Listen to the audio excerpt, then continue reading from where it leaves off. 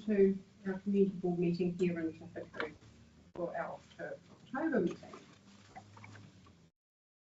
I'd like to call on Rachel, please. Please.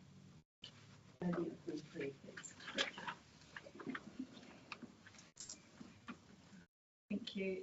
Yes, we just thank you for this day. We ask a blessing on our community, members of the community and the people sitting around this table. We just ask that you will give wisdom and knowledge and help to make good decisions for our community that will impact everyone, blessing on everyone here. Thank you.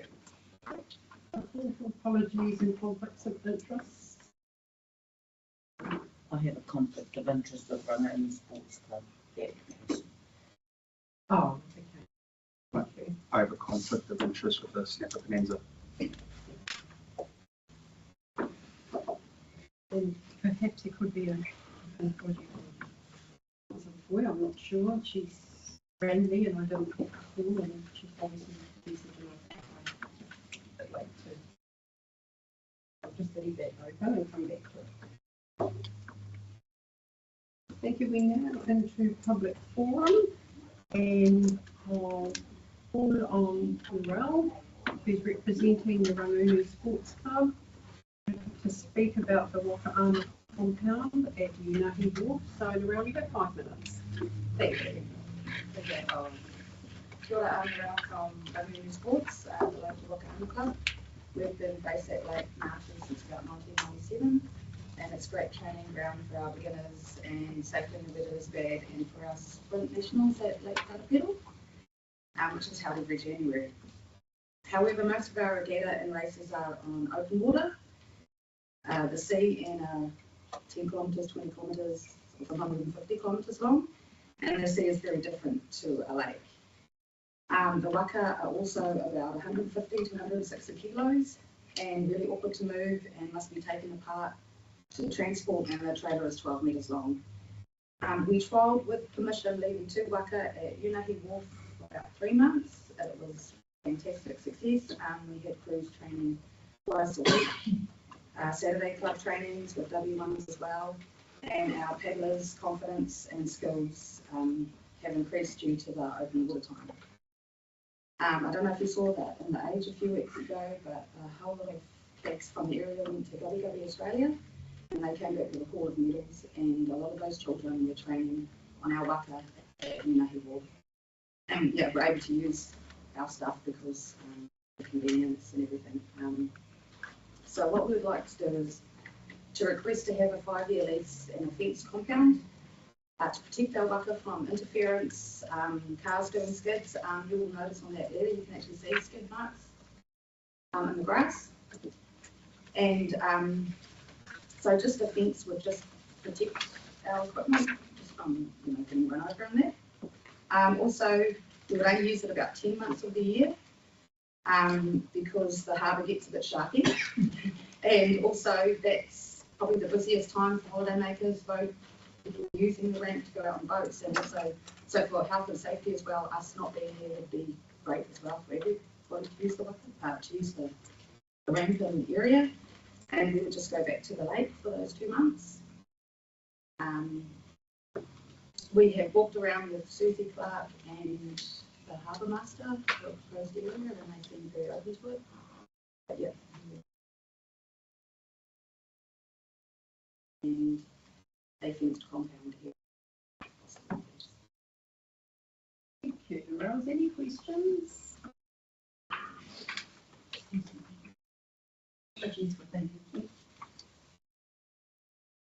No questions. We can discuss that later on in the actual meeting. So, thank you so much for your deputation to this, and we will be informing you as such as to what. Yeah. Thank you. What is your name? Thanks, Mara. Thank you.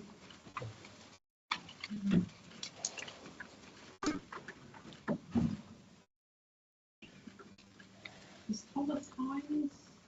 It should be online. I'm not sure if Oh, he's online. okay. So Thomas, you're representing the Suitability Trust. Welcome to our meeting, and you have 5 minutes to speak. Thank you. He's online. I don't know if he's I'm not sure if he's online yet. We've got Rachel.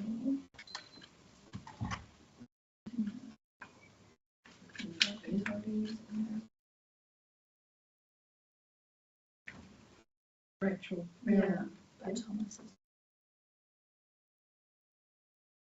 I'd like to invite to the table is Rachel Farrell, who's representing the Rao, what is that, Kauri Music Therapy.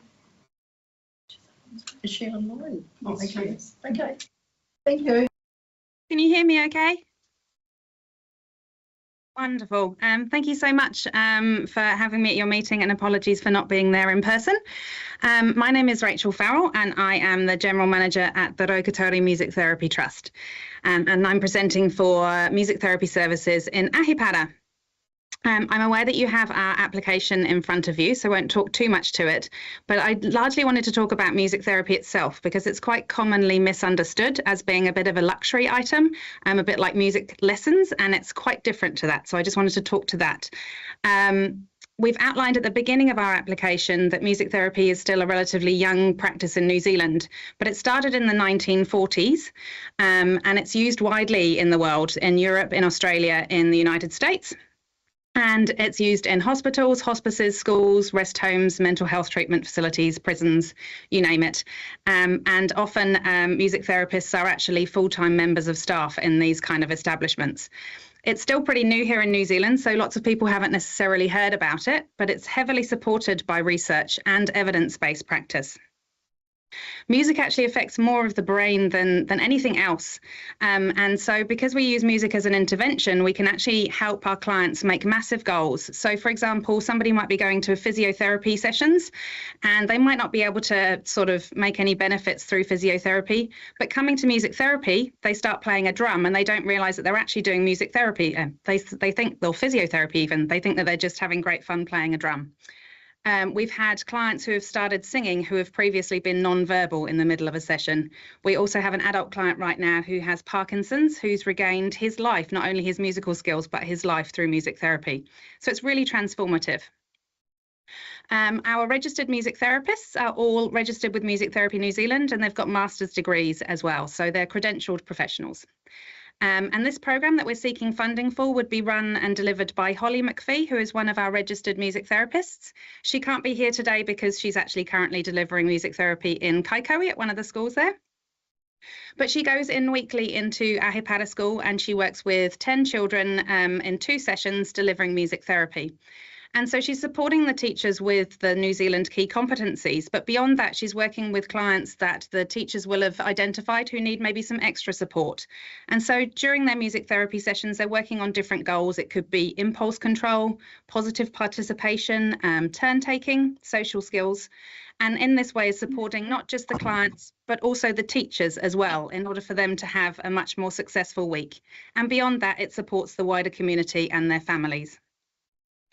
And so we've been working in Ahipara School for a little while now, but the school don't have any discretionary funding. And so we've come to you to see if you can support some ongoing sessions for the school to continue this programme, which is much needed for the school and the community.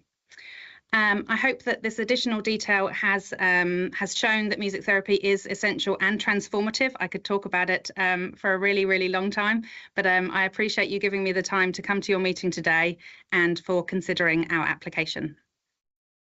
Thank you so much. Is there any questions for Rachel? So I have a couple. Sure. It's Adele here. Is Ahipara the only place that you're delivering this program? Well, we're working in 4 different regions across the North Island, but in the far north, we're working in many different places. I've come to you, and in fact, we're working in 7 different schools in a similar vein across Northland.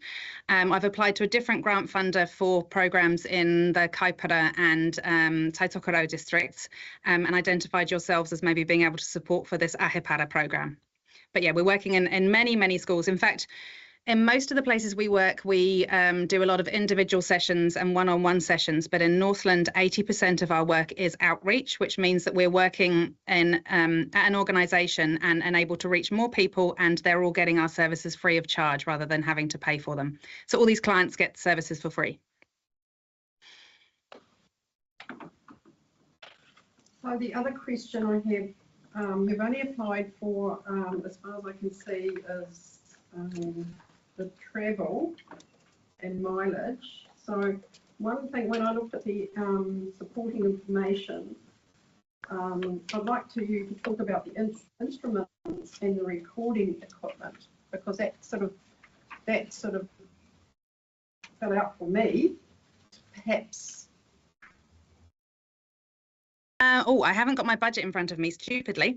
But yes, so usually when we apply for grants, we apply for maybe some maintenance of instruments and equipment. So that's just to keep everything going. Holly actually has a raft of instruments that she takes. She packs up her car and is kind of like a traveling orchestra. And so she has a raft of instruments, and usually we would apply for maybe some maintenance in case maybe she needs some guitar strings or maybe a drum head. Quite often they get quite heavily used by some of our clients. So we've actually got a lot of resources right now, but so it would just be for maintenance of those. Thank you very much. Is there any? Just one more through the chair. Just a question. Sorry, Bill Zabriskie. In terms of teaching, are these covered by accreditation with NESPA or other areas, or is it just a national body that governs these? Sure. Yeah, it's a national body called Music Therapy New Zealand, and so they accredit all of the music therapists. Yeah. Other questions? Thank you very much, Rachel. We'll be considering the application further on in the meeting. Okay, thanks so much for your time. Kia ora. Thank you. We have Yes, we have George. Welcome to the table. George is speaking on behalf of the Graham Foundation. Yeah. Sure. Thank you. My name is George Tailong. I'm the regional manager for the Graham Dental Foundation. The Graham Dental Foundation has been in Far North for over 20 years. I've been running the Kiwi Can program. The scope of our program is 11 schools. All the way from Te Hapua, Ngātaki, down to the furthest school is now Titi. It's the Bay of Islands International Academy. We employ 4 Kiwi Can leaders, and we deliver the Kiwi Can program. Kiwi Can program is a values-based program teaching or promoting positive communication, integrity, respect, and resilience. The application we have before you is for mileage, and that's to cover the cost of travel from our central base in Kai. We're based in Kai throughout the 7 schools the board covers. That's right up to, like I said before, Te Hapua, Ngātaki, to go to Kona, Kiria, Taipa, Mongana, Ruaiti. It's a number of schools. We deliver program every day. So right now, we have 4 leaders delivering programs in Taipa and Mongana School. Our program we have independent evaluation of our programs, which shows the value of the programs. Our programs have shown we partner with the University of Auckland to evaluate our programs and show to promote individually, self-confidence, goal setting, and also self-efficacy, and also from a school perspective, reduction of bullying and reduction of injuries. The rest of the application is there before you. Happy to take on any questions.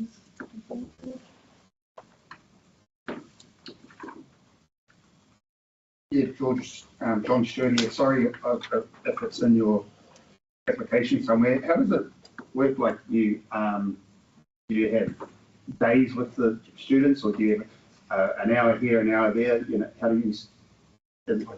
does the school allocate you the time, or is it And is it a certain group of students or is it the whole class? You know what I mean? So the whole class, Mongaree School today, Yep. will be delivering six classes, and so they'll be right from year entrance from year 1 through to I think they go to year 6. And so for juniors, a 30-minute lesson, and for senior classes, it's a 45-minute lesson. Our community leaders are government paired. They're not teachers. They are just really enthusiastic people, but it's a really formulaic lesson plan that basically the formula is guided through the activity, some key retrospective stuff that they talk about, the objectives of the lesson, another activity, and we have a catchphrase which we talk about, and then we have a roundup. So it's really short and sharp, but it's proven to be a really good form. So today it's 7 lessons right through the day. The teachers have to be in the classroom as well. Our staff are teachers, so any behavioural problems are monitored. And it's every day of the school year. So 675 kids for your region gets a program once a week for the entire school year. Any other questions? Thank you, George. We'll be considering your application further on in the meeting. Thank you. Nobody want all my everyone.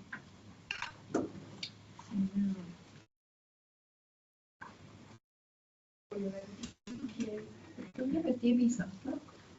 Yes, I'm here. Okay. We're speaking on our behalf, though. We're presenting the Great Northern Gallop item. Thank you.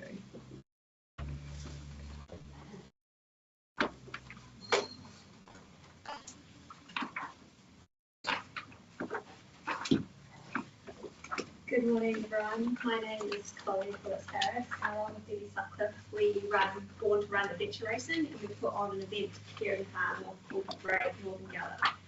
Now, this is a 100-kilometre event over 4 days. My background is in leading remote expeditions in far-flung corners of the world, and for me, I think these events get people disconnected from their devices, embracing nature, and make them fall in love with the areas and have a positive impact on those areas they visit. We've run this event twice successfully before with the help of you. We have seen entrants from other areas of New Zealand return for holidays in the area, return to our event again. And in 2024, we're going to have our first international entrants. We've got 4 now, and we still haven't really started promoting the event completely, so we expect to have a lot more national entrants as well as international entrants for the race. We do this race, with I think the expedition and adventure and letting people experience the wild farmers is important, but also because we are a registered charity. The horses we use for this race are all rescue and rehabilitation cases.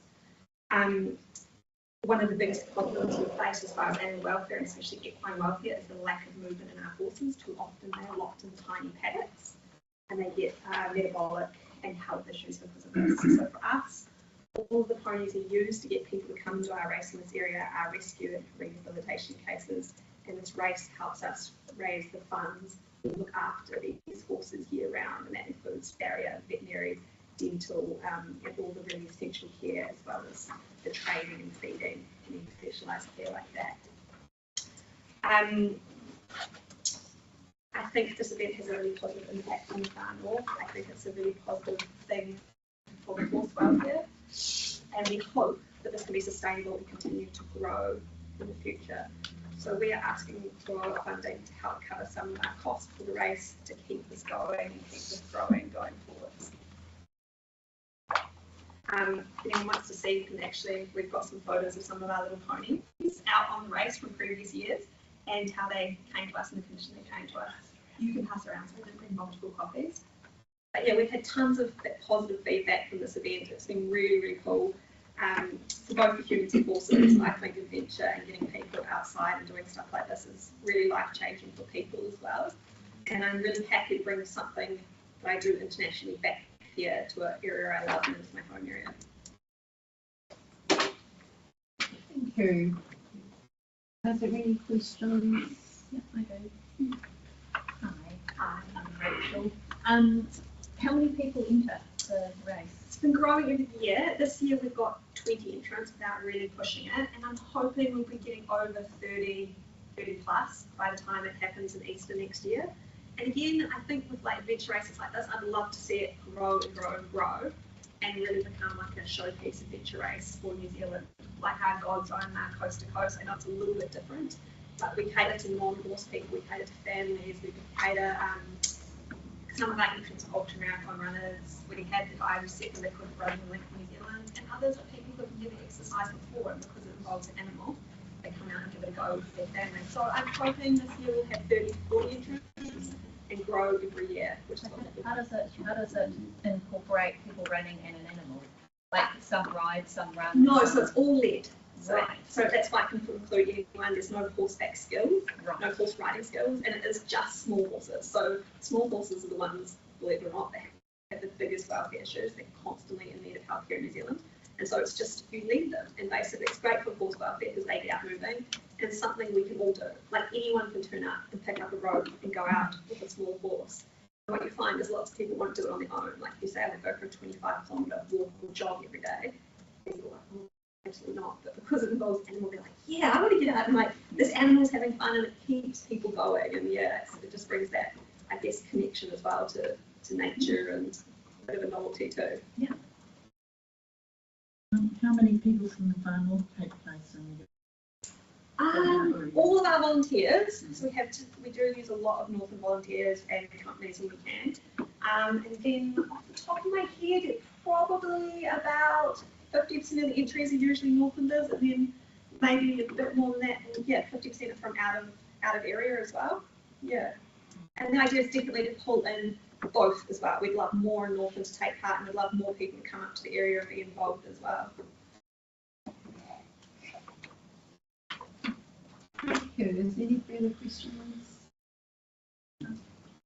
Thank you very much Thank for you. considering it later on in the meeting.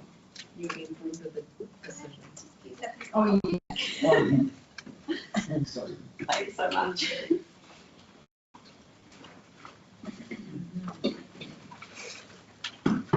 Thomas is still not online. I don't know where he is. I think I saw Honeymow walk in. Oh, there she is. Sorry, he's hiding. Welcome to the table, Honeymow. Yes. 5 minutes about your event. Kia ora koutou, ko hana o te Pineto Kuruma. I'm very proud to and privileged to be in front of you today, presenting on behalf of Shona Kaitaia here at Whanamama Trust to talk about our Christmas event and seek support for the event. So this year, the event will start off with a Santa grotto, so free whānau photos. We're hoping to go to Memorial Park, so right next to the market. We are hoping to then move into the Christmas parade, and then from there we're going to go to JC Park, where generally we'll do a concert, but depending how tight things are, we're just going to carry on our whānau event. Shona Kaitaia has been a part of the Christmas parade since 2017. Last year was an absolutely amazing event. I hope everyone were there. And it really was our privilege to put that together. This year, we were very nervous about the parade going ahead because we were like, oh, this is getting a bit like tight in terms of financial backing, but also the community's response to the event.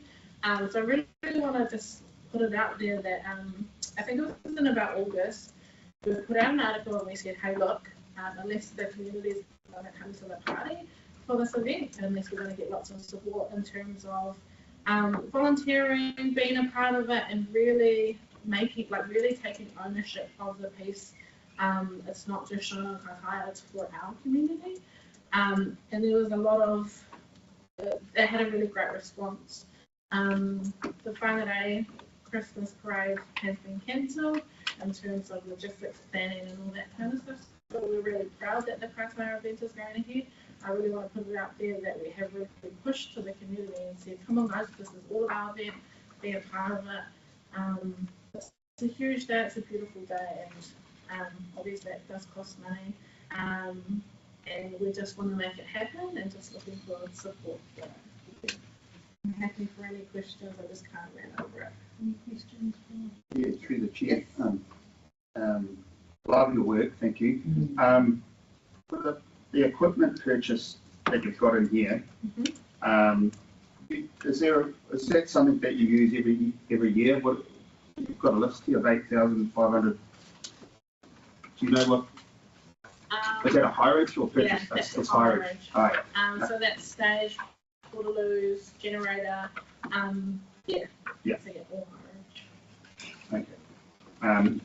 Just like it's as a board, we sort of prefer to give funding towards that type of thing as opposed to, you know, petrol vouchers, mileage, things like that. I'm not saying we're going to, you know, I know the board's going to be behind what you're doing, but just in future, when you're making applications, if it's something that is physical and sort of, tangible, it's a lot easier for us to get it across the line as such. Yeah. But that's what I wanted to ask.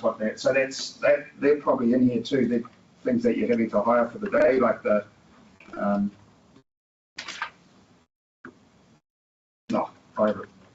I have another look later, but that's fine. Thank you. Thank you. Any further questions? Just a quick question, regarding like security and stuff, I've been to all of them and it's amazing, you guys do an amazing job. And everyone wants to leave it to someone else to sort out, so I feel your pain, having organised events myself, but I have, you notice in events like that, there's lots of kids hanging around, lots of groups of kids and stuff, which can make it quite daunting for the family things. Do they have a emphasis on security, or like, and it's a bit amazing, I've never run into trouble, but you just do notice those pockets of kids hanging around town. Yeah, like that's tough, but what do you sort of have in Yeah, so help with that? this year, so going back to what I said a little bit earlier, it made me nervous thinking about planning this. So this year we've put out a call out for 60 volunteers.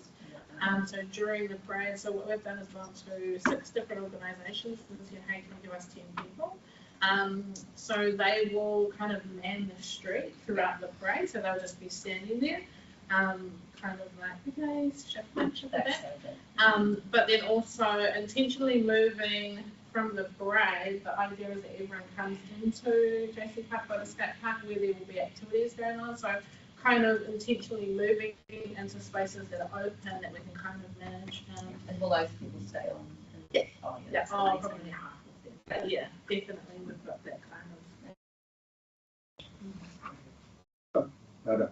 Yeah. Awesome. Thank you. Thank you very much. Thank you so much. Enjoy the rest of your day. Thank you.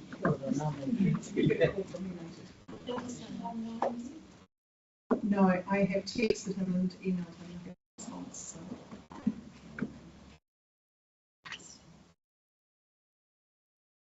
John, did you listen? Yeah.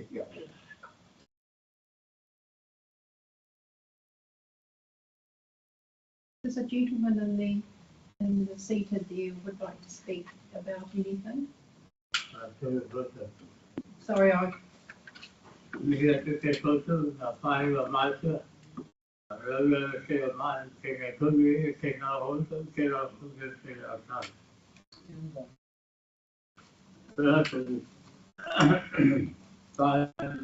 me for a while, I've got a fiction picnic, and I'm getting to familiarize myself with the local political scene. I've been away for 12 years.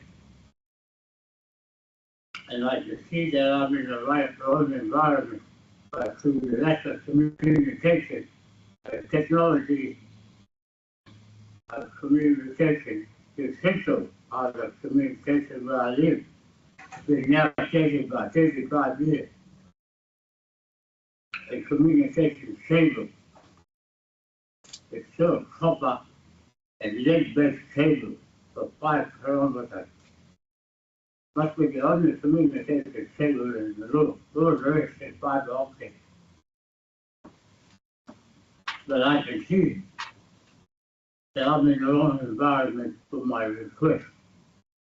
Because it has to do with air quality, erosion, and other areas of concern on behalf of our people. I can see I'm in the wrong environment.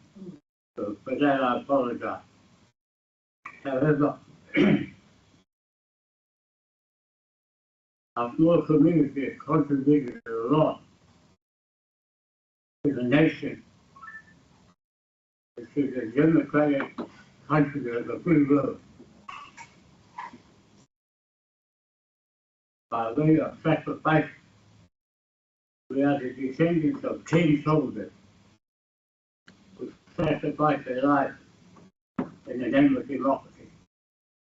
5 of them are buried in our Ulupai home, 3 in surrounding 5 of Ulupai, and 2 that will never come home. 1 in India, North Africa, and the other in Tunisia, North Africa. So, I make a request on their behalf as well. But I can see I'm in the wrong environment. I need to try to communicate. There used to be roads up here before, East Coast Road. The last council I dealt with was Pat Hike. And it's a matter of creating a relationship and understanding. And Dr. Ray Robertson took over from Pat Hike, but I was away at that time. I never created a relationship with him. However, I'm keen to make contact with the East Coast representative. And who is that person? Well, Sebastian. Sebastian. Yeah, I'm in Harmony and Gowak, right up to the Putty Peninsula. Is that the area? Yeah. Good. Me and you will talk. And you represent areas of 5,000 people, Marnie, That's me. Marnie, That's Cheryl. Cheryl. Cheryl Bainbridge. It's me. Cheryl. Yeah. I told you I got cataracts. I've been waiting for 2 years for operation. I've also had a stroke and survived that, and got cancer as well, and survived that. That's why I go to speak to people and say, look me a new tongue of skin dropped off my wrist. So for that, I'm really thankful for that technology. But that's all I have to say. You can show a photo. I can be Thank you very much for coming to talk to us. Thank you. Thank you. Thank you.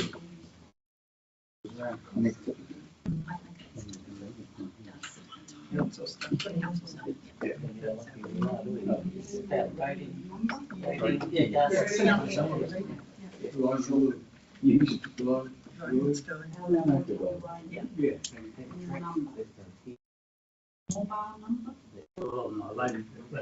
I try to keep.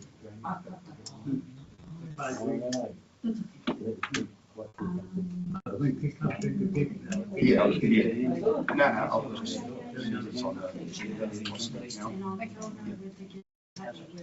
Cheryl Bainbridge from Honolulu and maybe Russell Britsky for Honolulu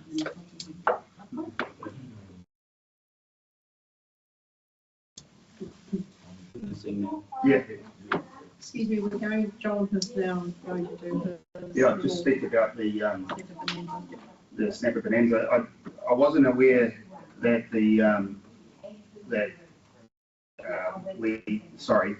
Dave Collard, my business partner, he applied for funding through the Events Trust, the Whanau District Council events. And then we didn't realise that it was actually going to come back onto the community board. And I don't actually want to be I don't want the community board to make any of these decisions. The last 4 years, we haven't done any sort of applications through the community board for that reason, because of my position. So I want to retract the whole thing. I did want to say, I think that our event ticks every single box that the council wants on these events. fundraisers, these event funding. And my concern in this situation is the Aipara Surf Rescue Club. They need the $12,500 that we give them every year. They budget for it. We don't have to have them on the beach. And the way our funding is looking this year through, I could list 6 different people that have pulled out on cash contributions. The forestry is one, Summit. We've lost half of our naming rights sponsors contribution. So anyway, we go on and on and on, but it's not so much the event itself, it's what we spend with the locals, and if they miss out, you know, it's a lot of money for them. So I was a bit, I think what we'll do is we'll try with, thank you, Catherine, for your help around the Northern Ink. Yeah, so I think it's really hard in this situation when you're on a board like this, and I mean, everyone thinks that you're making a lot of money out of these events, whereas if you put, you put your time into what it takes and effort and risk, you actually, it's a bit like working on a community board, working for about $3 an hour. But anyway, I just wanted to, so I don't want this going through our board, and I never want it going through our board. I didn't realise it would end up here, and I just want to pull that application completely. Can I make a suggestion? Can I suggest that you don't pull the application, because you are, not you, like if we take you out of the picture, this event is exactly what that funding is for, and it impacts so many people. So many people visit the area, and it's such a huge flow on, like no other event that we have up here flows on to so many people. I would really encourage you not to pull it. I really appreciate what you're saying, Rachel, but I've been here before when Dave was a councillor, and the rubbish we get through the public, through the media, it's just not worth it. Even if you withdraw from voting or anything. Yeah, it's sort of, yeah. It's not worth the price. You don't. No, I just don't want it for what it's worth. You know, I just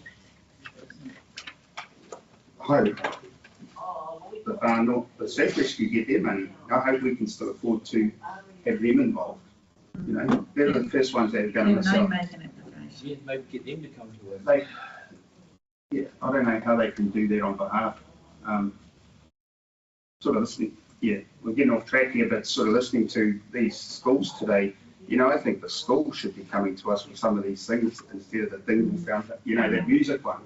I think the school should be actually saying, we need this support, not someone that's getting paid a lot of money a year to run a, anyway, getting a little bit off track, but thank you very much, Rachel, and thank you to the board's support, and I understand it's a community thing. And it's just a position, we would never have even done the fund such a council event. I agree with Rachel. I think that maybe just rejig the way you're looking for the money through us. Yeah, I think just I think your event brings so much to the far north, internationally, nationally. And if we can't help someone who's one of our own. But I'd just like to suggest it's not your event. So I just, it's like a personal, my event type thing, but it's actually you're a facilitator of it, and you do all of this, but it is a community event that the community wants to support, and it's awful that you would get some sort of flack for that, but everyone, and you always would, regardless of what you do. Yeah. But I think if you withdraw yourself from it, as in So would you be happy to just withdraw yourself from this and keep it? And let it No, I'm sorry, I thought about it too much. I didn't expect it to come this far. How do they usually handle the event funding? Is that decided by the council, not the community board? No, there's. So there is an $80,000 events investment fund, and the panel meets once a year to consider all the applications. Yeah. We had 27 applications asking for $500,000 million. We had 80,000 grant. Yeah. That panel is made up of the chairs of the 3 community boards, and they make that decision. I don't even make recommendations. It tells you on page 20 exactly what was our main agenda. When does that sit? Sorry. Usually we call for applications at the end of the previous financial year, as long as I know I'm going to have it again, because I don't always know until the LTP annual plan is done. And that's usually they meet in August, September to make the decisions. I haven't actually seen it in any reports for LTP figures yet. I know that a lot of budgets are still being worked on behind the scenes, so. So whether it's going to be up again next year, I don't know. Yeah, I usually find out in the last week of June if it's going to be there. So John, you made it it clear that you don't want to go ahead with this application. In what other way can the board support the event? Oh, I don't really want to go there. Sure, thank you. Yeah, it's you know, I look at where all the money's gone. They're one-day events, 2 days max. Ours is 8 days, with brings in over $2 million worth of. So, for instance, BP, and I put this in my report, they do $10,000 extra sales every single day that our event is on. Yeah. That's just our Nui BP. Yeah, I get that. That's why So why, so if it's the biggest event in the finals, which it is, why do you not? I just don't want to go to the community board that I'm part of, and I normally don't even apply to council, but we had to. I would have thought $5,000 was done in your. And I actually think to, okay, it is well supported by the local community, but however, also from international visitors and visitors from throughout New Zealand as well. 66% are from away. Yeah. Wow. So there we go. But you just stack up the numbers, as you say, and look at It is the strongest financial benefit, and not just financial, 10 times over of any other event we have up here. So what I guess I don't think 5,000 is anywhere near what the events deserve, sort of thing. But are you sure you're not just cutting off your nose to spite your face, kind of thing? Oh, yeah, probably. Yeah, that's what it's like. Yeah. Put back on your face. Thank you, Cheryl. I haven't had a say. Can we just stop? Can we Yeah. stop? It's all right. It's fine. Meeting is being live streamed. Yeah, that's where you can see. I'm happy with that. Yeah. For my situation, I appreciate the support of the whole community, but I didn't realise that the other application would end up in our hands to make the decision. No, it's your choice. Yep. So that's been withdrawn. Withdrawn.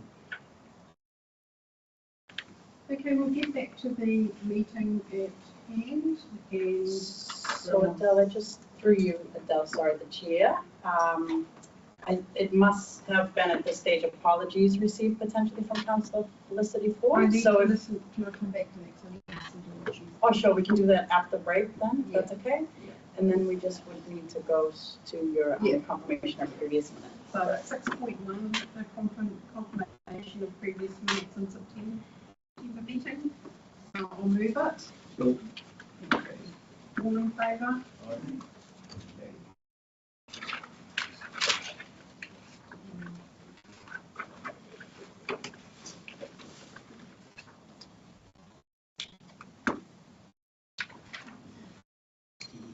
That means it'll be 5,000, still less than that account.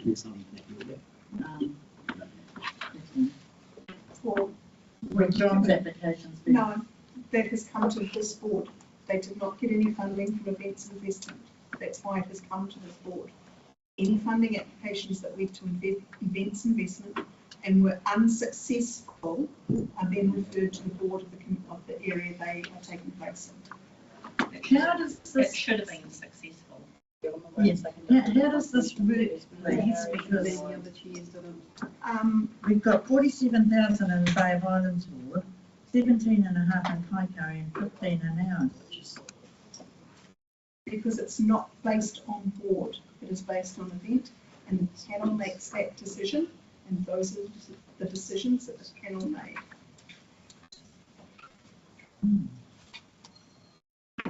Okay, we'll move on. 7.1B. 7.1, events investment. So do I have a mover, please? Karen. Mover, please. Discuss. So can I just confirm through you, the chair, that you'll be moving all of the applications together, or would you like to move in separately? Separately. Okay.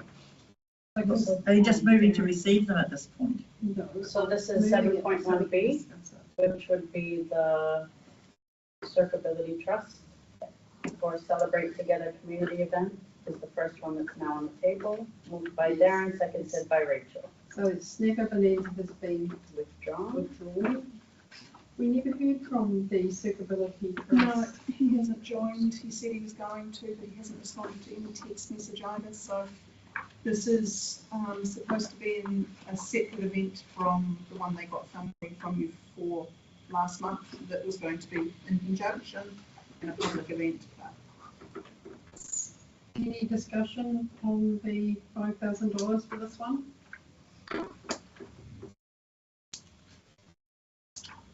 Should we leave it to lie on the table till he can actually come and talk to this board about this one, because there's not a lot of information. One will be taking place before your next meeting. I need to double check that. There's really no information in our additional information about it for the board to actually make a decision on. We need to hear from them. Yes. Yeah. So leave it to lie on the table. Yeah. And we're up to the Great Northern Gallop, 3,500. So leave the lie on the table and then just voting, so all in favor. Through you, the chair, you just need to vote on the fact that you're leaving it lie on the table. Yeah, all in favour? Sorry. That's all right. The Great Northern Gallop. Through the chair, we've supported this in the past, and I must admit the numbers haven't grown from the first one we supported. We gave them yeah, and I think it's just not attracting numbers. Enthusiasm of the public at this stage. Just my observations from previous funding. I agree with Bill. I feel that we don't sort of keep giving to the same people all the time. And there's actually no further information. Could have been transferred over from the original document, some of the information. It is all on there. If you look on the back Right, page of okay. that green first cover, it actually is a 2-page index. Oh, okay. And all of them are at the back there. I was just looking at the front thing, the page numbers, that's all. Yeah. Yeah. So you And do I It's the actually. Yes, last I one, won't and it's block the it. last one at the Yeah. back. I also find that the name misleading. I think Rachel, you asked the question. Oh, I was Yeah, confused. yeah, exactly. But I don't think it involves enough people Yeah. to warrant the money when you've Yeah, got something. I unfortunately, yeah. don't mean to refer back to the Snapper Bonanza, but No. there's like thousands. No context. We've got Yeah. 40. And I think when we, sorry, through the chair, I think when we first supported it, there was that element of we understand how animals are therapeutic, and we understand that because they're used in hospitals, et cetera, et cetera. But at this stage, there's just no sign of growth. So is someone going to move to decline it? Bill? Darren, second. All in favour?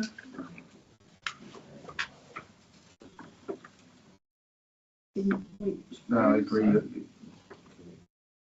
All they're requesting is catering and accommodation.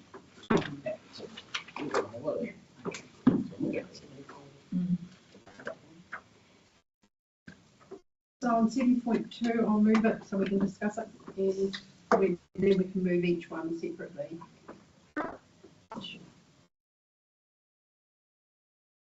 Second, Bill? So before us, we have got the Graham Dingle Foundation for $3,000. That is for travel. Yeah, through the chair, this is, I mean, I love what these people are doing. It's really confusing. This is where I think the schools should be, and especially the music one, I commented before, you know, it'd be that much easier if APRA school said, this is really working and we need some money to support it, you know? We're on the ground doing. Yeah, I realise that, but it's just a similar situation, where, although I do, I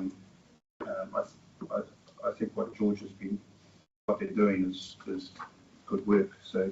I think that then because it's spread over so many schools, Yeah. it's better that one place comes in to affect so many schools, but for Ahipata, if it's just them, they should. Hold on, we're talking the Graham Dingle Foundation. Yeah, no, he was So talking. they're supporting 7 schools in our area. Yeah, I support this. Are you happy with the travel? I know it's travel, but I mean, at the end of the day, Travel has become a real issue. Maybe sure has, especially from here to Hartford. Yeah. yeah, I think they just need, slowly, people need to be educated around what we prefer to tangible things, you know what I mean? As opposed, because I don't know whether we need to put weight into that. And Catherine, when we were talking about those ladies that were here a couple of past Yeah, times. that's part of the thing that we're still working on and how we do that and what each board has. Put a bit more weight into the application, our guidance. Our guidance, yeah, but that's all good. I move the full $3,000 to this project. I'll second. Okay, all in favour? Okay. So we have the Whānau Marama Trust, that's $5,000. I'll read that one. I'll second it. Everyone happy with that? Any other discussion on it? I think, through the chair, I think that the areas of security, they've covered it and they've been aware of it, and that's really important when you're running something, that you're aware of those things happening and say do something about it. Too many times I've been to events where that every year it's the same thing, same problems. Yeah. So I think they've gone out of their way to try and cover that. We might be lucky to might be the last one. That's right. Yeah. Who knows? Shona Waitai have done an amazing job in our area, and I don't know who else would be willing to take it out. exactly, that's right. It's a massive. Yeah, she was really worried when I spoke to her a few months back. But like you say, Phil, it's great to cover all those. Yeah. Because that's really the main area. Yeah. All in favour? The last one is the Raukatari music therapy, $5,000.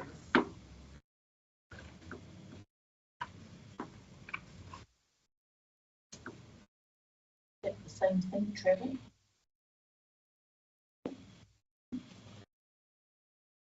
Yes, it is. Good afternoon, Team Democracy Services. Can you please mute your microphone? Thank you. I'd like to propose 2,000. This is really doing for the school. Yeah, if we grand total 3,000 for the 7 schools. Yeah. We've got 5,000 for one school.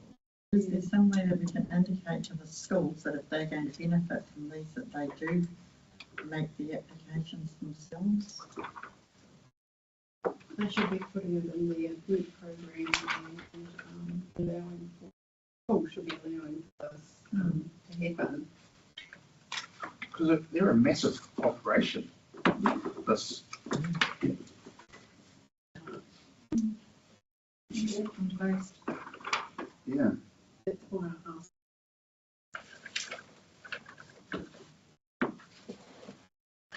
About the instruments Yeah. and recording equipment, and it has to be considered through that.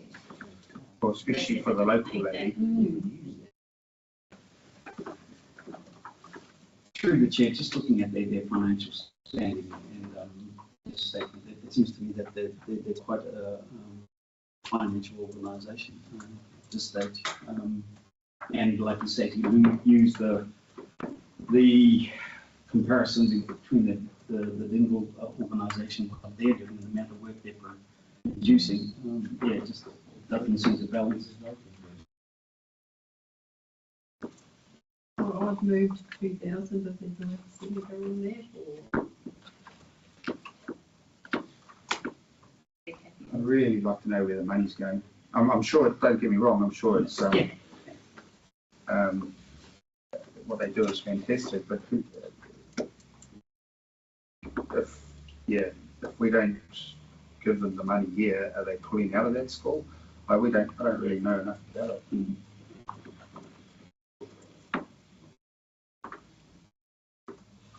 I would even say 1,500, half of what we get.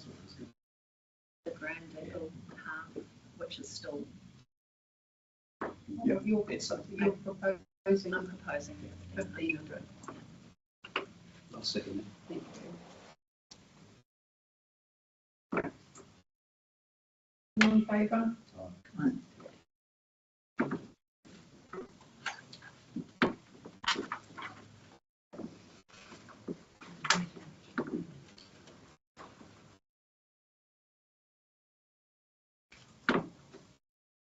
Up to 7.3, summer 2023 rural travel funding applications. We're in front of you, the Ahikara board riders. And then the Koro Canoe Club Taringa. And the 25 Gymnastics Club. And through the chair, we go through these applications with Sport Northland as well. So we work on those recommendations together. They are very closely involved with most of the clubs, so they know that. You will notice we don't have many schools coming through this time either. That is because Sport Northland used to contribute 25,000 for the Tumanawa funding. They've decided to do that themselves. So a lot of funding applications you'll see, particularly when we get to the winter round, that would normally come to this board will actually just go straight to Sport Northland. They'll deal with it. Cool. There.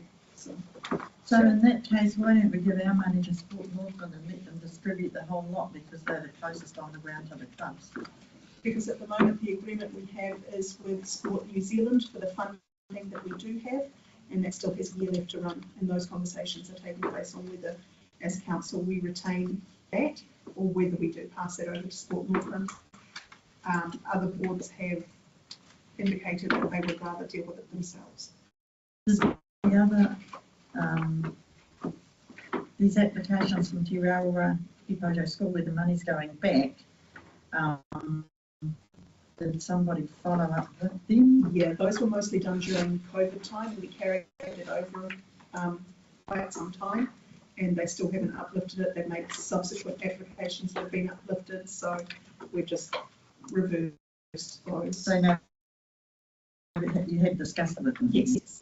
So it also is rescinding those applications as well. That's what I'm talking about. Any further discussion on this?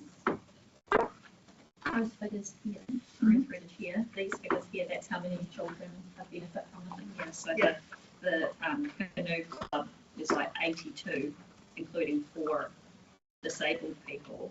The others are 26 and 20, hence why they're getting 2,000, one's 1,300 and one's 1,000. So that's 82 kids opposed to 26 and 20, that's pretty good. And I do know that Ahikara board riders are trying to create more events too, to bring people into the community. So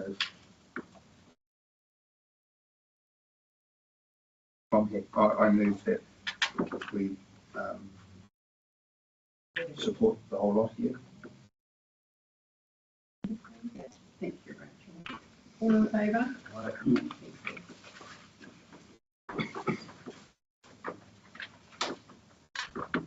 So we have some on 7.4 rural fund, travel fund reports. Ahikara board riders, Wanganui Netball Centre and Phoenix Netball. I'll move that. Do I have a second, please? Yeah.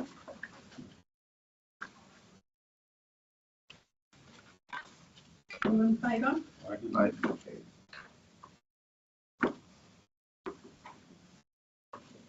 So we have project funding report on the 7.5 from Hiku Business Association. We supported them for 2 years. CCTV. Have a mover, please. Yeah, I can move it. Two. Second.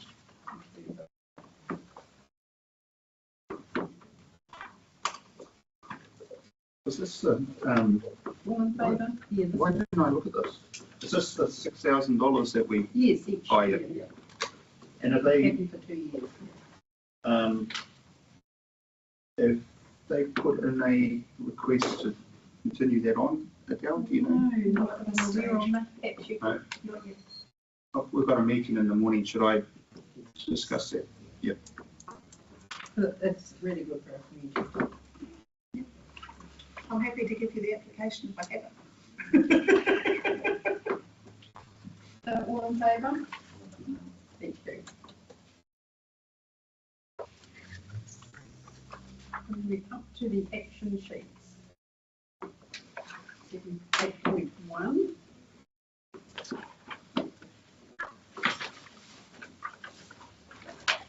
I'll move it. I think it's second, please. Yep.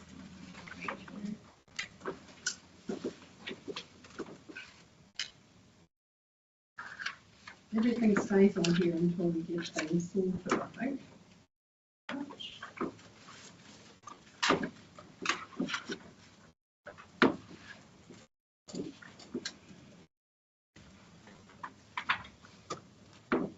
Through the chair, at any future date, will we have the new CE addressing the board? Yes, in November. Lovely. November. It's going to be coming at 9 o'clock, so prior to our meeting. Is he coming to discuss anything in particular or just drainage? Meet us and to talk about our concerns. It just He's here to attend any drainage issues. Yeah. Through the chair, Mhm. Bev, do you remember what it was something I asked, To be put on the action sheet? yeah, is that something that should be put on the action? No, that's something that I would monitor too. Can you remind me what that was? I'm just thinking about Alzheimer's. It's old timers, John. Alzheimer's, yeah, Old timers. Don't age us too much. yeah. Not that old. Comes in quite handy. Sorry, Bev, put you on the spot, but just don't need it now. It's just, so that's something, yeah, Yes, it's something that's discussed in the meeting. yes. That's come out of here from that we put on there. Business as usual. Yep. Would be something I would.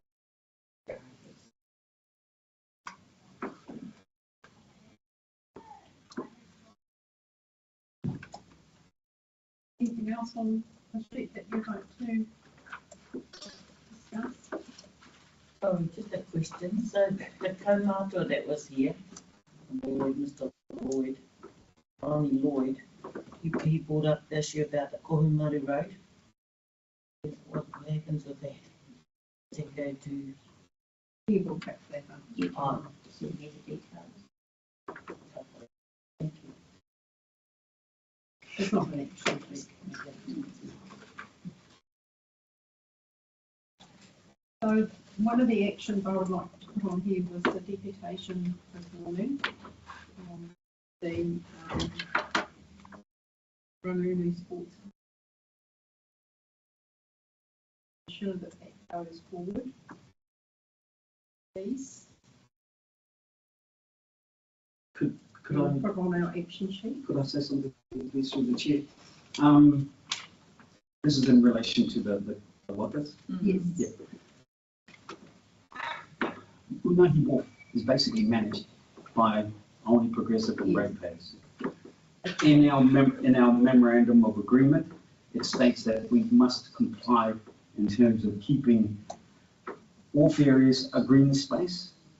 And that's highlighted in, so our memorandum of understanding reflects council policy, which we have to adhere to in terms of managing Unahi Wharf. In our biggest problems we're having down there is people parking stuff. It's as simple as that. And fire, Hilda, you would be aware that we've got a massive big ocean liner sitting on the dry dock, which we're in the process of getting once that dries off. We've just cleared the large boat trailer that's been put in the paddock, ready to go back to the walkers. It causes us a dilemma. I noticed the speaker did say that two were in favour. She was there with the now chairperson of the Only Progressive and Laurie Andrews, who is the warden of Rangiunu Harbour. She is not in agreement, so that was a split vote there. I'm not too sure if Susie Clark, who is now the new chair, was in favour of this in terms of our responsibilities. So has it come to your board? No, It hasn't. it hasn't. Yeah. Perhaps we best leave that lie on the table until it actually comes to your Awanui ratepayers. It would be good. We've been given that responsibility. Yes. And I must admit that. I'm sorry that It's okay. It's okay. Because I was going to bring it up irrespective of any application. So if it could please, because it has caused problems in the past. And I look at some of the proposal for storage here. It is right in the green space, and that's something that we've been trying to protect since from the day, which is about 2012, when we were handed over agency, they called it, of the Unahi Wharf. I say management. It's as simple as that.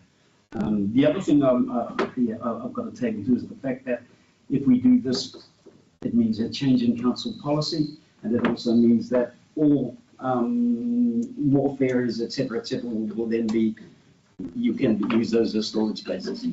And that could open up a can of worms. So thank you for that, Madam Chair. Well, thank you. And it's very remiss of me not to think about that. No, it's okay. Okay. Okay, so Well, I'll pass that on. Thank you. Who's you contact for hourly ratepayers? As another ratepayer? That's Susie. Susie. Yes, Susie became the new chair. I vacated that and became the vice.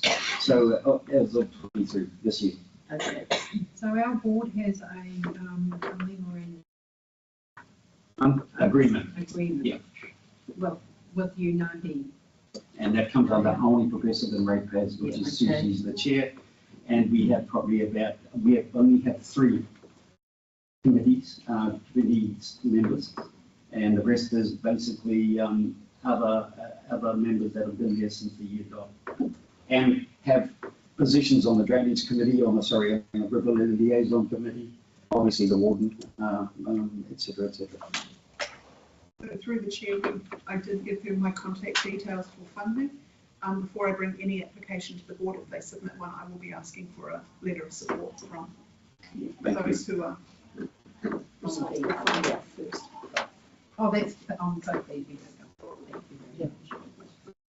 So shall we break for a cuppa and come back and just... Oh. Action sheet.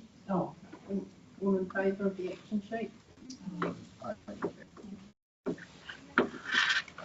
And Holly, can you please confirm the live stream has paused?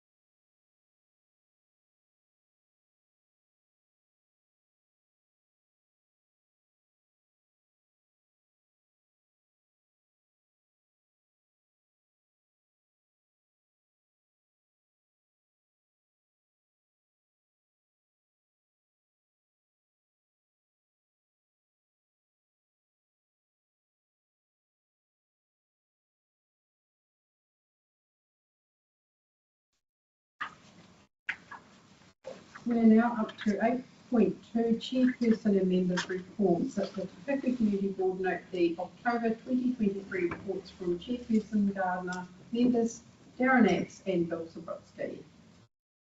Have a move of these. Bill. Second, Rachel. Thank you.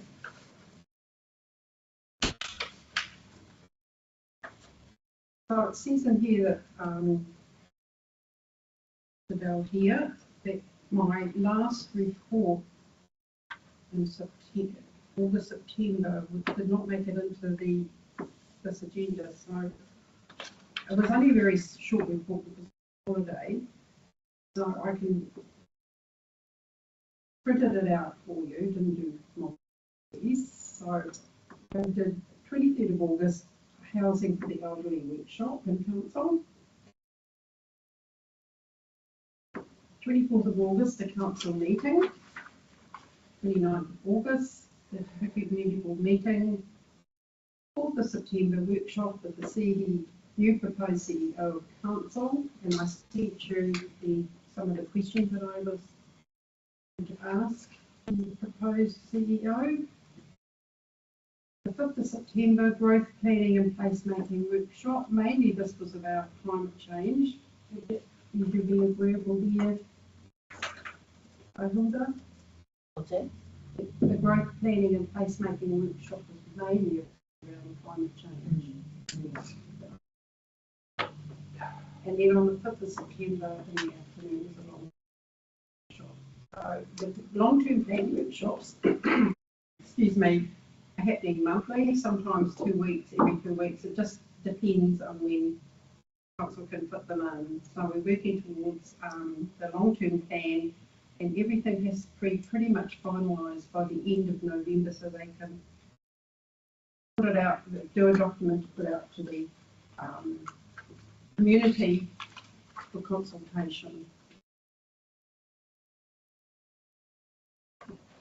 And I did a couple of water leaks in Bank Street and Overview Road for my service. So that was my August-September report. So the September-October report is in this document here. And I attended transport committee meetings and transport workshops and long-term plan workshop. And I had a online discussion on tsunami siren towers, and I think you all that came up in your combined community board meeting. I was on the online one for that. Oh, not this particular one. Oh, right. Yeah. The events funding meeting, council meeting, and we did the filming for the Awangari Tiny Town and Toilet Awards. That took us all day. That many dates. Planning and policy workshop and our Hiku project working group meeting. Okay. So the planning on the new town square Kaitaia has been finalised, ready for procurement and awarding. The work is expected to start sometime in November. Communications will go out to the public about this. So I've kept in contact with you all with regards to the digging of a hole in Remembrance Park for to erect a flagpole. That group have been put on hold because they didn't have any authorisation from council or our board to do so. I'm not quite sure where it's at the moment. I thought something might come on our agenda about this, but it hasn't. So that's my report. Is there any questions about my report?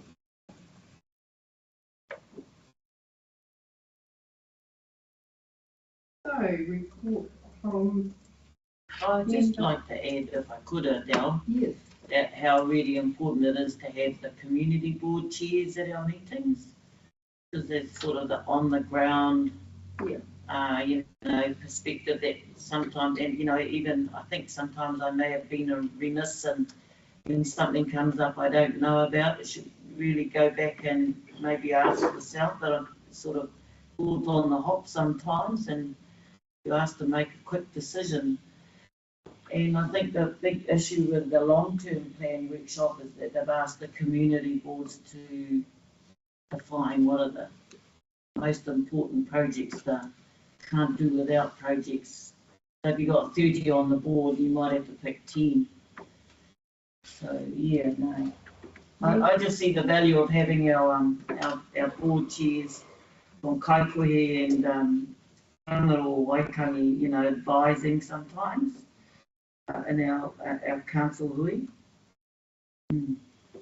So the long-term plans, we did our priorities from this board, we did choose 8. But we've got it down to about 8 or something now. But we were only able to get probably 3 or 4 into the plan at this point. I mean, this long-term plan we're talking about, yes, others will be, the priorities will be in the next long-term plan, which will be in year probably 4 or 5. Through the chair, can I ask a question about the LPP? Again, it's just trying to understand the process. When we do our priorities or the things we think are relevant to our area, is that then voted on by council laws? Yeah, okay. Yeah. That's okay. The councillors actually make the final decisions in June of next year. They do deliberations prior to that final decision, and we will know then what's in and what's out, and that's usually about May deliberations. Okay. Any other questions? And then there's some Street. Your report. Can you just take the meetings attended as being read? Just before I start, I'd like to thank a couple of people. Firstly, yourself, Hilda. Thank you for including me on the Waikapu issues. Hopefully that'll find the issues out there have a success story as soon as they can. But I'm hoping too that sets a precedent from now on, and that's really important. So we don't have to keep going through this. That same issue time and time again whenever we get development by basically the shoreline. So thank you very much. Second, thank you to Bev. Thank you for tabling Gillies Ave, and basically that's what I want to speak at. I see it's now been left with the engineers. And I just want to talk to that on Sunday, this Sunday just gone, I attended the Rangiputa. Basically it's an AGM, but it's when everyone can come home back to Rangiputa from wherever they stay because they've got properties there. The meeting was a little bit heated, and apparently when I left it may have got a little bit more heated, but irrelevant, that's community. It's irrelevant. It'll always happen. Gillies Ave, the issue of Gillies Ave, and I asked in my report, could something be done about the access road onto the beach, which is a safety issue. It gives people access onto the beach from the main, we call it ramp up in the Rangiputa settlement, but it also gives a secondary escape route, whatever you want to call it, at Gillies, further down on the coastline. In 2016, this issue was raised and was backed up by a petition by the locals to get work done there. At that stage, there was no clarification who was responsible to monitor that or to do the work. It came back to the people that basically it's a necessary, unformed legal road. It can't be blocked off, and that was issued back in 2016. People tried to block it off. It can't be blocked off, and any remedial work just to keep it open is the responsibility of the community. Again, so that might come back in the report from the engineers. They might say the same thing, and probably they should say it because it came from them previously. So basically what I'm trying to ask and what came from the meeting on Sunday was the community's ready to go, and all we are asking is that the gradient of the grade going down to the road and access up onto dry ground is basically attended to by the local community. They've got diggers out there ready to rock. We've got people there. There'll be no changes, just the gradient. and there'll be no work done on the dunes that are there, et cetera, et cetera. The ramp sort of sits back here. The only reason why the ramp gets washed out is because the water coming down from the top of Rangipura Road just washes through and cuts that off and undercuts it, so the ramp angle goes from there to there. And I think one of the residents also sent a few photos of cars that have just gone whack or whack. But again, when the tide's coming in and you're starting to panic, you know, none of them took the time probably to go out, get out and have a look before they charged. But what I'm saying is that is also the responsibility of the council, sorry, the community board to okay that or to approve that work. So what I'm asking is I have the community ready to move on that, to sort that angle out. And basically I need support from the community board because that's where it lies. I'm not sure. Not sure on that. Yeah, thank you, Beth. Yeah, if you could check, yeah. Yeah, I'll And- have to further delve into that. That's right. I'm happy to support. Yeah. However, we need to get Yeah, this understand. clarification. I understand. And we can do it by email. I appreciate that, yeah. And just on a point at Tokerau Beach Road, the council approved for the fix up of the sewage and the stormwater. The dune that got flooded back in May. Is that 164? once, yes. That would be great too, because that's another That's big already issue. Does it? approved. Okay. Does that involve William DeVan? Can you, okay. Can you get a reference number for that? Okay, no problem. Yeah. Yes, please. Yeah. So that's all been approved by council in the last. Apart from that, I think my report has been, thank you to everyone for your help. So councillor, member X. Okay, so I had a meeting with the Pukenui Primary School mothers. I want to start the process for pedestrian crossing. They were supposed to come today, but they didn't quite have all the ducks in a row, so they're going to appear with public speaking at our next one in December for the cover from the policeman and 60 signatures on. And the Hobart Hedge walkway is nearly finished, and it looks absolutely amazing, and everybody's thrilled to bits with it. So that's really cool. And that bit of drainage got done outside. Oh, they'd be happy. This was great, yep. And I've got the Kauhangarao and Pukenui, I'm helping them, but they sort of stalled a bit, but they were trying to go through the process for a playground. I wasn't sure if that was through us or through schools. Yeah. I'm not sure on that. Sometimes Ministry of Ed, but sometimes they don't fund Yeah, schools. but then we just did one for Cole the week before. That's right, yeah. So I'm not sure. But anyway, Yeah. that's all I've got for today. Okay, thank you. Any questions for member X? Member Stewart, would you like to give a Yep, report on? a report on my non-reporting. Apologies for that. There's a national community board meeting this evening actually that has been organised by CBEC. I don't know if you all got, yeah. So the agenda is basically an update from CBEC and then an introduction to an overview of LGNZ's work on the future for local government, questions and discussions on the future for local government, Choose Localism campaign, which is this badge I'm wearing here, and any other business basically. I think they're just trying to connect with anyone that wants to be connected on the community board. So if any of you have time, it's 7 p.m. tonight.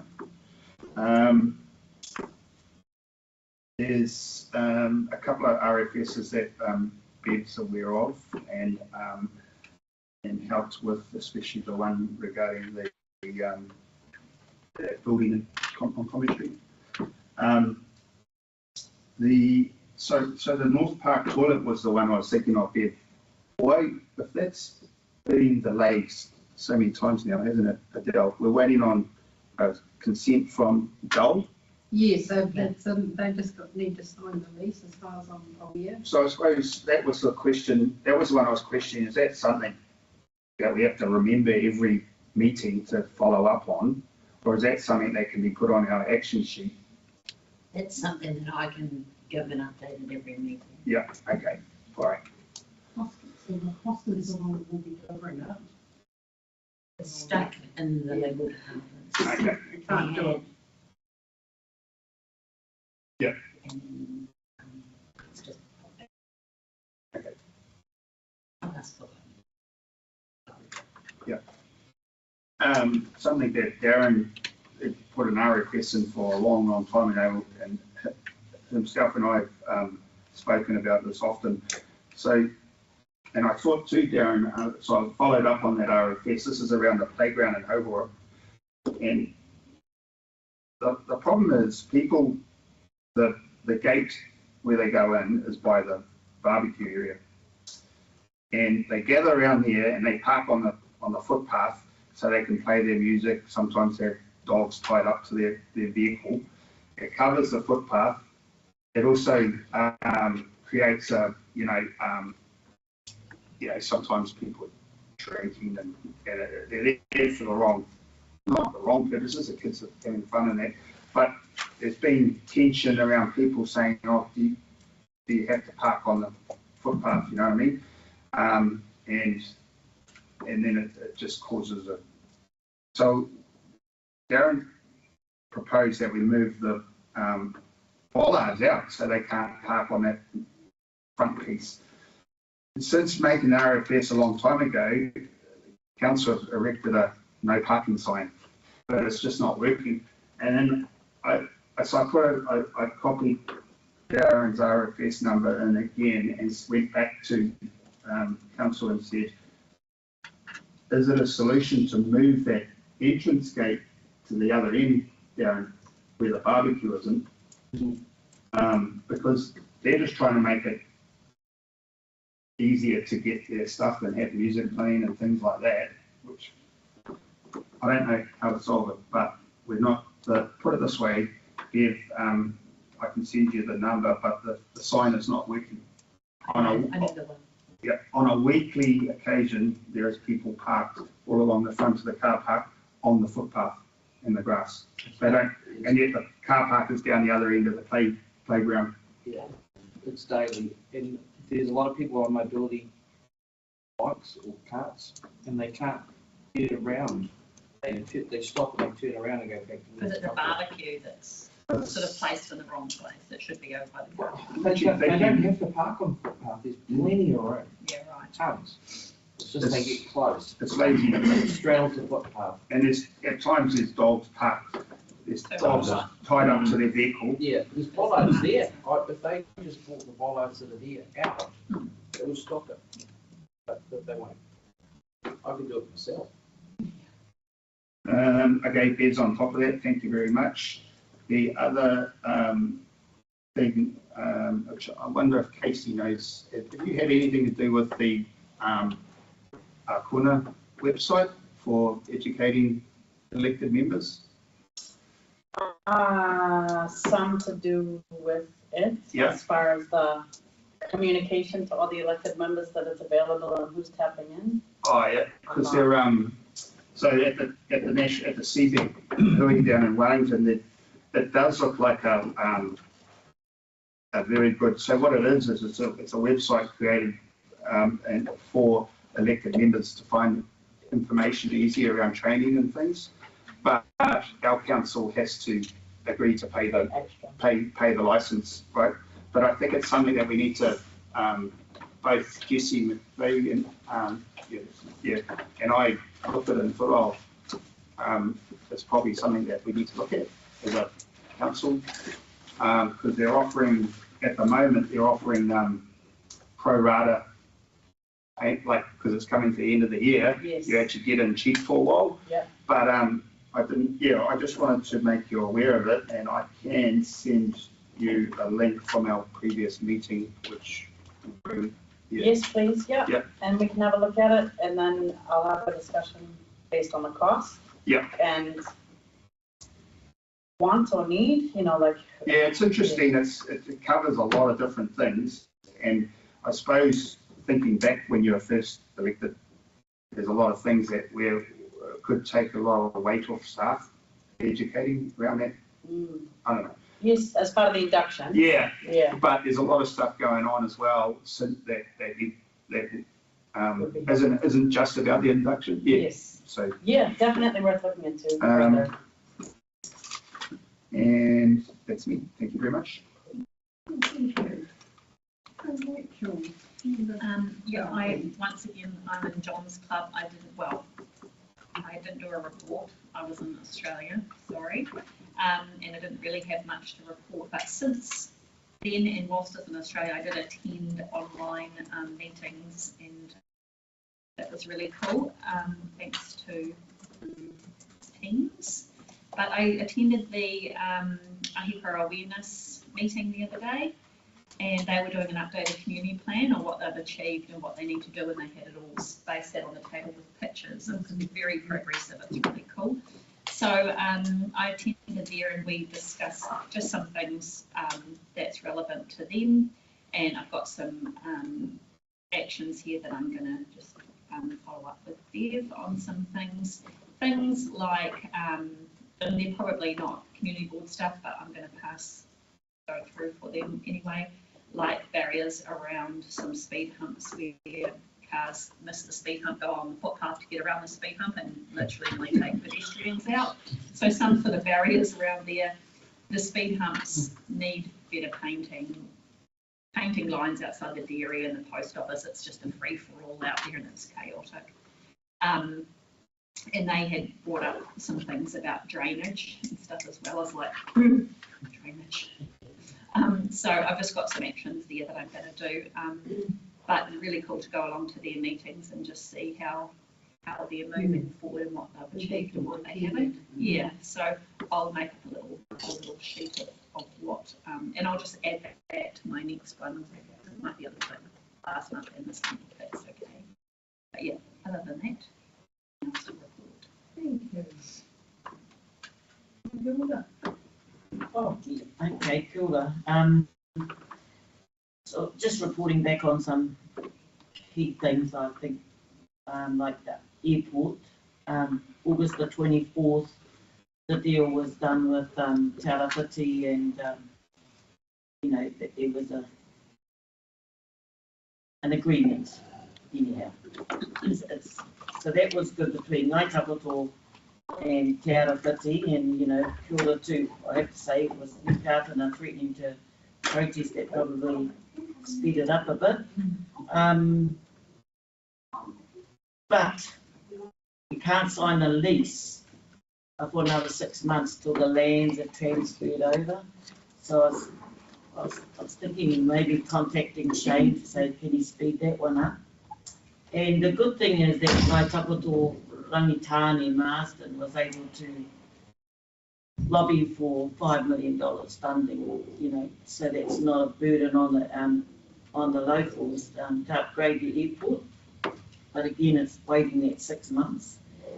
Another issue on my list is Ngākahu Trust up here in Okahu Road.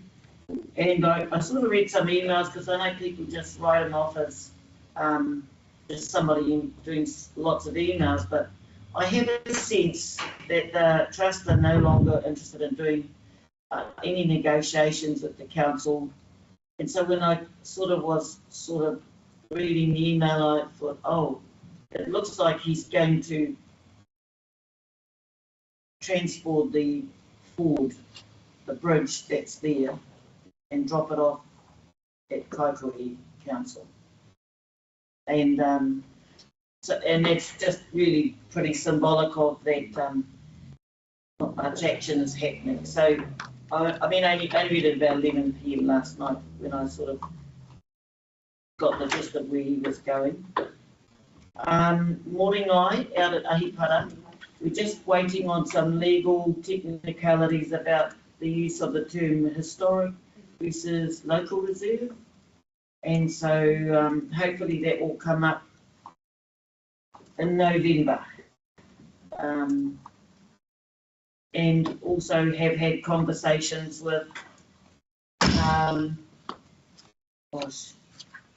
Te Runa no Te Raroa, because I did go and see them and ask whether they would be interested in buying that whenua, because I think they would be better. But I think they've come to the realisation that it's not within their realm at the moment, but should they get that funding, they'd like to come to the council at a later date, and likewise said ngā hapu o ahipara. The problems are, it might be hard to undo once it becomes under council, but that's where that's at the moment with Moringai. And then the fourth one, of course, is the one at Haitatai Marangai, at Whatuwhawhi. And so you've heard all about that, but it is kind of, I suppose it's a bit like your memorandum and other things, is that there's stuff that's agreed to in council that there's no database to say we made this agreement a while back. And so the two hapu out there of Ngāti Kahu have been saying Te Whānau Moana and Te Rorohuri, we've been saying this since 2007. We've been lodging this since 2007 and also in 1997. How come, it's almost like when staff change, that information walks out the door with them, but there's nothing like in the system to remind everyone. Anyhow, so what they're hoping for at the moment is a meeting between lawyers, and when you get to our age, it's kind of like you want less fuss, not more fuss. And what's an amicable way of dealing with this issue about they have koi where they have skeletons all around those coasts, and they have been flagged as wahitapu, but somehow it didn't come up when people were registering easements. And so that's really problematic. And I know at the moment the whānau are just asking for, and the residents, they're just asking for a meeting between the lawyers. I would imagine CEO and maybe Moko or Kelly to have a meeting to see if they can come to some agreement. Both sides have lawyers. So that's where that one is at the moment, but can I say, gosh, yeah, it's really hard, like when people feel they have to keep going through the same old stuff, and that it should be sort of well known, but it isn't when staff change over. So the challenge is about, what's going to be the council database. Is there something that can reach back 30 years and hold records so that the same sort of mistakes aren't made? And because it becomes very, there's anxiety for both sides. That's all I've got to say. Really, thank you. Sure. With that $5 million, they're going to put the back in the I have no idea. That's what when they do the lease agreement in the management committee, because they want the management committee to have, mana whenua reps. And so that's a big question. All the things that were raised about making it a better international airport, and also, some of the mana whenua have said they don't have the expertise. So they have to have the right expertise in the room to, make a plan. Thank you. Thank you. Sorry, through the chair. I forgot about something until Ula mentioned Okahu. I continuously get people asking why those yellow parking signs are on the left-hand side going up to the hospital. Yellow, and there's not enough parking at the hospital. You just by Redan Terrace, is it? There's like 4 or 5 spaces there, and it's all yellow paints. So I don't know. Well, it's probably because Redan Terrace comes out, but it seems maybe like they couldn't see if they park there and you can't see the oncoming traffic. Over there, and those residents up at Redan. Has it been brought up before? Absolutely. Okay. It's an old issue, and they needed to be able to see what was coming and the cars parked right in their eyesight. Yeah, I thought that was it. I just wanted to make, because I. Hiku Hold is the same, you can't see when you're driving. Congestion, yeah. Thank you. So all in favour of the reports? And we'll just go back to the apologies and just put an apology in for Councillor Coy. Send her apologies, so we'll just, apologies. So all in favour of that? Aye. Now we'll close the meeting now. Okay. Oh, You're going